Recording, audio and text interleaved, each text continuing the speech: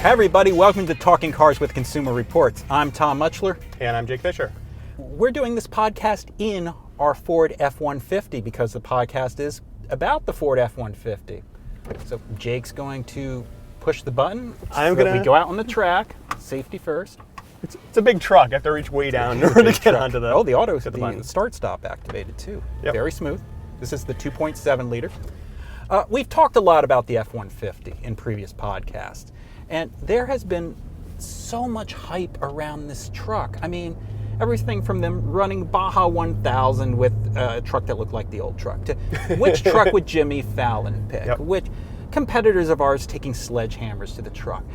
There's been so much hype around this truck, but we've never gotten to how good of a truck it is. Nobody really wants to talk about that. I mean, it's more interested to talk about aluminum and EcoBoost and 2.7 liters. The future. It is, but there are other things that make a truck good or not good. Maybe the way it drives or things like that. Do people care about how a truck drives? Some people do. We do. We do test that. I mean, for a lot of people, it's a work truck, and they just want it to be able to do what they wanted to do. Of course, reliability comes into that, and that's of course kind of a black box with these trucks right now. Yeah, you don't know, and there's a lot new here. So let's cut to the chase. We finally have the results for the F-150, how it finally scored. And it's a good truck, but it's not the best truck. Well, I mean, if you take into account it's aluminum and it has 2.7 liters and EcoBoost, it wins, right? That's right. Among trucks built out of aluminum with 2.7 liter engines, That's it is right. top of its The spec class. sheet looks good. But both our 2.7 liter truck and the 3.5 liter EcoBoost that we tested, they scored below both Ram 1500s, the Eco Diesel and the Hemi V8, and they scored below the Chevy Silverado. Yep. Now, that's probably going to surprise a lot of people, especially, there's, again, a lot of good things that we've said about this truck. It's top-in-class fuel economy, and the EcoBoost engines have plenty of power. But it boils down to how it drives, doesn't it? Yeah, and this, it's a very competitive segment. I mean, you look at, Chevy and Dodge, and Ford, they put a lot of energy in these trucks. And they do a really good job with them. So they make a lot of money on these trucks. They sell a lot of them. They better get it right. Mm-hmm. There's a lot of loyalty to it. So, I don't know how many people are actually cross-shopping those because they're like, oh, I want the new Ford truck because I got an old Ford truck. Right. But there is a pretty big difference in the way these cars drive. Yeah, there is. We actually just went over a bumpy section of the track, and it gets telegraphed pretty directly through here. And this is a truck with 18-inch wheels. It would probably be worse if we got the 20s. Right. And that's one place where the F-150 just doesn't stack up next to competition, is how it rides. That's right. The Dodge and the Chevy, they do an incredible job. Ram. We have to stop saying Oh, Dodge. no. Stop saying I did it again. Dodge. Stop saying Ram. Dodge. The Ram. The Ram. It's not fair. It's kind of like the Silverado is now the new brand. I can't do it. Okay. Okay. Yes. Very good. The Ram. The Ram is like, when we tested the Ram, we're like, this thing's like a luxury truck. It is. The thing is lovely. It's quiet. It rides nice. It's responsive. The powertrain, makes a good sound, and it's very responsive. The Silverado is almost turning into the, dare I say it? Oh. Just start filling in the YouTube comments right now. It is the Camry of pickup trucks. You had to go there, really?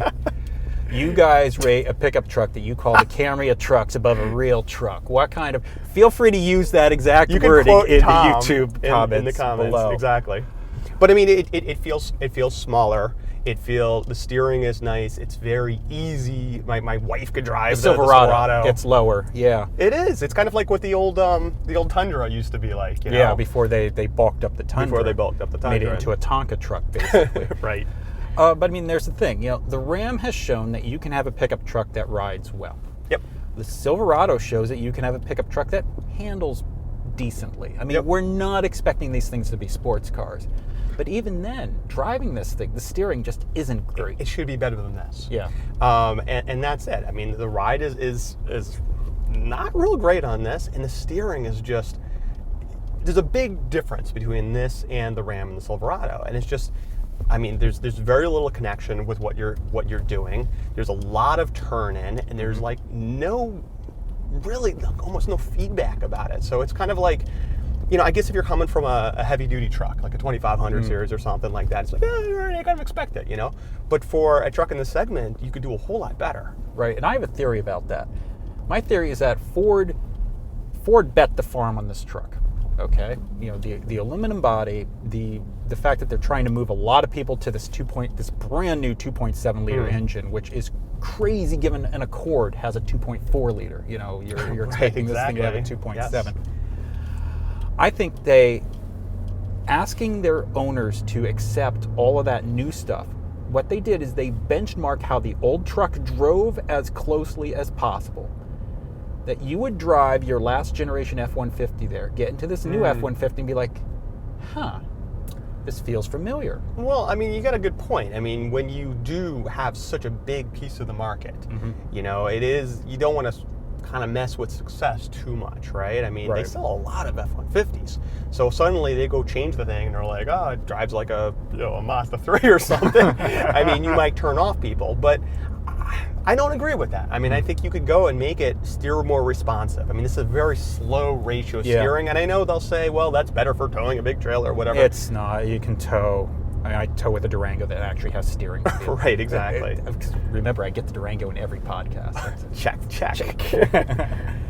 Yeah, and that's the thing. This just really, it's really a letdown on how it drives, especially when you consider that Ford of all the domestics excels at balancing ride and handling. Yes. They are so good at this. We know they know how to do this. Domestics, they excel when you look at any vehicle across the board. I don't care if they're German or Japanese. They do such an amazing job of getting ride and handling right. The Ford DNA that they talk about, there's something to it. It ain't here. No, this is a complete subset. This is a completely different experience. Also something to consider. Yeah, this does have best-in-class fuel economy at 17 miles per gallon for a gasoline-powered truck. These trucks, though, are expensive. The truck we're sitting in is pushing $46,000, and yes, there's tons of incentives, but they all have tons of incentives. But when you're at $46,000, you can afford a Ram 1500 Eco Diesel. That's not out of reach at that point. That, I think, $4,000, $4,500 engine option becomes, it's not. The price is comparable, and there you're getting 20 miles per gallon. Sure, and again, at 17 miles per gallon, what's the Silverado get you? The 16? The Silverado gets you 16. And some cash for some gas. Right. So the Silverado is giving you 16 miles per gallon. It gives you very similar tow ratings. The EcoBoost will feel more powerful towing. The Silverado kind of lacks response, which is a common GM trait, which we'll get to later because we'll talk about the Colorado. Well, to throw up one other powertrain, if you want to talk about saving money and saving gas, is the normal V6 that goes in the Ram. Oh, the 3.6. Yeah, with the 8-speed automatic. That's a sweet powertrain, and you give up a little bit in terms of ultimate towing capacity and all that, but you're doing that too here with the 2.7. That's right, because this 2.7 is maxing out around 8,500 pounds, and that's with the max payload package. Ours is more representative, which is around, I believe, 7,600 pounds, which is, it's plenty. It's tons. It's plenty for most people. I'd be happy with it, but for maximum towing capability, you'd go with something else. Yep. You'd get the 3.5 liter, or you'd get a heavy duty truck. Right. Indeed, actually, even though the 3.5 liter gets 1 mpg less, it scores slightly higher in our scores just because it has that added capability. It has, I believe, close to over 3,000 pounds additional towing capability, and we do score that. Yep. Speaking of another truck we scored, we finally finished scoring the Chevy Colorado. Yes. Which is it's man, come on. I hate being negative on cars, but I drove that thing this morning. I had to do some work around the house. I had to go to the dump this morning. Yep. I love the size of that truck. You can actually park it, in the Northeast. I know in other parts of the country where it's wide open spaces, it's easier to park one of these things that's the size of a condo. They still have parking lots at supermarkets in there. They're big though. Are they bigger? Yeah, everything is bigger in the middle. Okay. Everything is bigger in the heartland of America. But I like the Colorado size, and among compact trucks, it is the best compact truck. Yeah, that's kind of faint praise. It's all kind of a low bar right now. Compact trucks are kind of getting real long in the tooth, and even when they were new, they weren't that great. No. But yeah, it is the best in the segment, and it's good that they actually, manufacturer took it kind of seriously. I mean, you see what Ford did. You're like, yeah, we'll redesign it, but not for the U.S. market. The Ranger. The Ranger. Yeah. Yeah, it's a truck. It's got some utility. It feels, it's a little more nimble because I think it's a little bit smaller. Sure. I am really looking forward to trying out the diesel that they keep on promising us. That seems pretty interesting. I think the diesel will solve what is one of the biggest complaints that we have about the Colorado, which is that the 3.6 liter with GM's signature annoying transmission tuning, it's not a great truck powertrain. And it's funny because that thing has, I believe, slightly over 300 horsepower.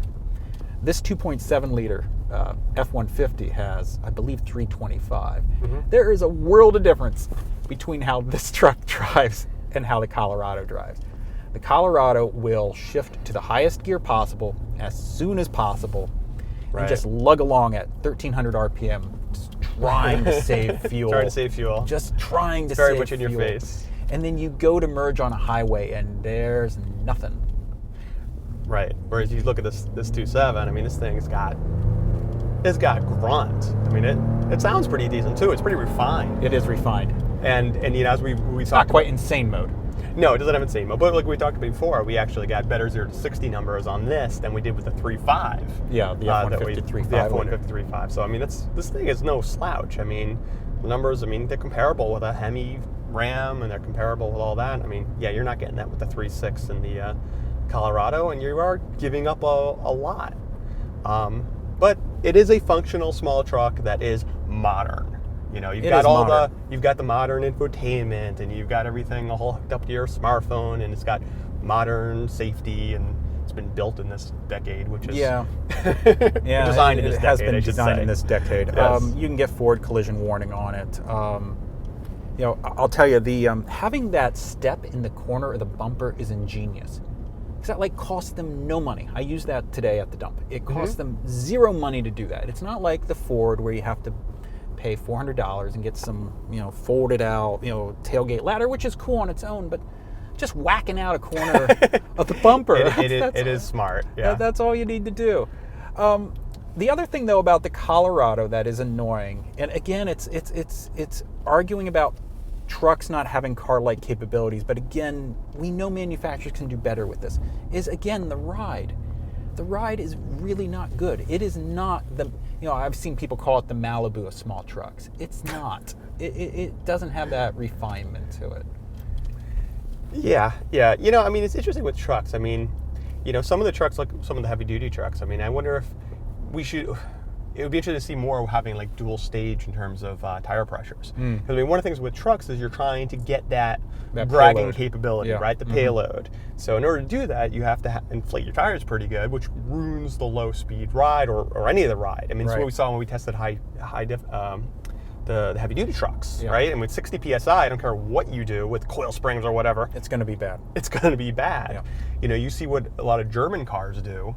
Is they have, if you're driving over 100 miles per hour, you set the tires to this. If you're doing less than 100, you set it to, Y. You have a Mercedes-Benz and you open up the fuel flap and it has something like 4 different tire pressure settings. I don't know which one. Exactly. It's a differential equation you have to solve in order to figure out what to fill the tires to. Each tire has its own pressure rating. There's an app they give you, and you put in multiple variables, check barometric pressure.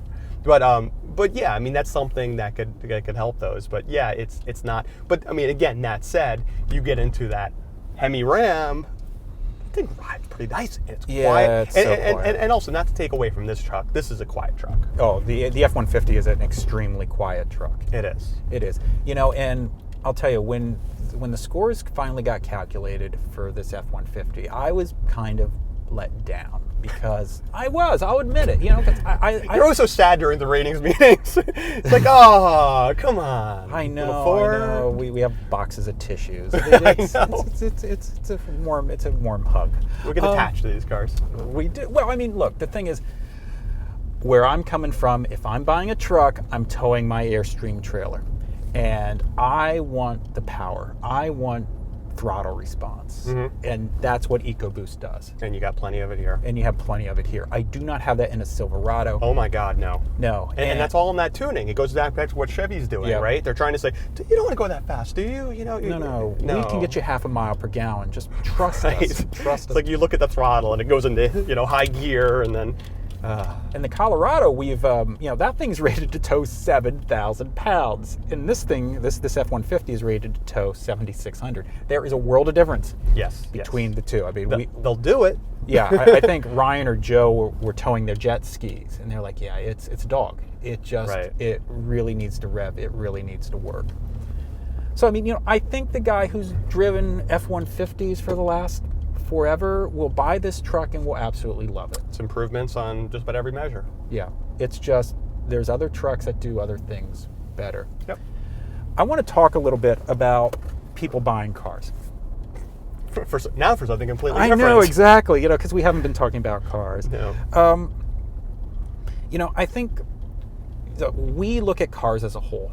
We look at the good things, we look at the bad things. We'll give it to you all that way, but you need to make a decision on your own sometimes as to what to buy. What is important to you? What's your priorities? Yeah. And I got a letter in the mail. I always love getting letters in the mail that aren't ticking. That powder was just sugar. That's right. That was just powdered sugar. Excuse me. This came from Gene by snail mails. For 2 years, I've been looking for a great replacement car. I have not purchased a car in more than 12 years, so I want this purchase to be perfect. A lot of pressure. Yeah, no pressure at all. No stakes. The Mazda 6 was my favorite. Why is the Mazda 6 not in your top 10 or at least your top 15? That would make me and probably others who are on the fence feel better about finally pulling the trigger and buying it. And I mean, I edited down Gene's letter, but He said nice things about you. And you're very handsome. I will assume he said nice things about me. No. Yes. No, Gene said, the only thing he was worried about was the noise, which they've improved, and he's, used a sound level meter, and I mean, he's really into this car. We should hire him. We should. We have a guy named Gene, actually. Who uses a sound pressure meter, actually. Oh, wait, is that? No. Go on. So what should Gene do? Gene should buy a Mazda 6. He would love it. He would love it. Be happy. He would love Go it. for it. He'd be happy. Don't be concerned if it's in the top 12 or top whatever. I mean, if the car is right for him, he should get it. Right. And, if it does what he wants it to do. And that's the thing. We've talked about this before. I mean, not everyone should buy the top-rated car because that is kind of normalizing all these different factors and making all these assumptions. And if for him, something about that Mazda 6 really works for him, the responsive steering or the sporty feel. And the fact that it looks good. It looks good. It absolutely Great does. fuel economy. Or the fact that it looks a little different. That maybe he doesn't want to have the same car that all of the neighbors have. Here's how you take the information we give you. Yes, we complain about the noise in it, and it got better for 16, but it's still not the most solid feeling car. If you drive it and you like it, go buy it.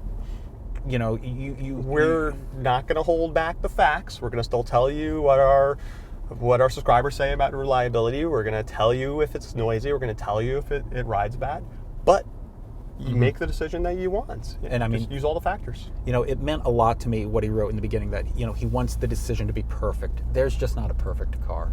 I mean, I wish there was. There's a best car for everybody. There's a best car. But almost always you're going to be making a compromise. And the reason I bring that up here in this context is, again, if the F-150 floats your boat, it's still not the bottom scoring truck by any means. No, it's very competitive. If the Colorado, if you want that size of truck and you don't care that much that it doesn't ride real well and you'll deal with the throttle response, go for it. Take the information that we give you and use it.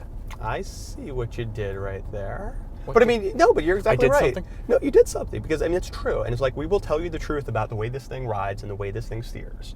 And before you write that letter and say, "Well, I just buy this to haul stuff. I don't care how it rides and steers and the steering feel," well then fine, this might be the truck for you. And to that end, from our the last episode where we talked about the MX-5 Miata, Ben Sona wrote a bunch of less than polite, less than nice things on YouTube about us. He didn't say we were handsome. He said you were handsome. Oh God, now I'm scared. Actually, he said, I think he said, told you we should have all shaved or something. But We should have. yeah, that was a rough episode. He writes, the greatest MX-5 version ever, and this guy can't stop whining about the fabric seats.